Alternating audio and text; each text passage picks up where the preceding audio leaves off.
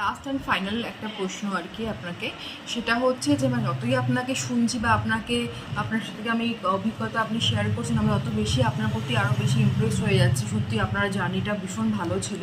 তো লাস্ট একটা কোয়েশ্চেন, সেটা আমাদের সবার জন্যই খুব দরকার ম্যাডাম, সবার রাস্তায় চলতে বা উপরে উঠতে অনেক কাজে লাগবে। সেটা হচ্ছে যে আপনি যে কোটিপতি থেকে যে আপনি টিচার হলেন, বা আপনার রাজমহলের মতো বাড়ি থেকে সেই জায়গা থেকে আপনি যে ঝুপড়পট্টিতে ম্যাডাম আসলেন, তো এই যে অল ওভার যে পুরো জার্নিটা, সেটাতে আপনি নিজে কিভাবে প্রাউড ফিল করেন? তো আমার তো মানে আমাদের তো সকলেই আপনাকে দেখে প্রাউড ফিল করা উচিত এবং আপনার স্মরণেই আমাদের চলা উচিত। তো আপনি যদি একটু বলেন যে আপনি কিভাবে প্রাউড ফিল করেছেন এবং আপনার ফ্যামিলি কিভাবে প্রাউড ফিল করেছে।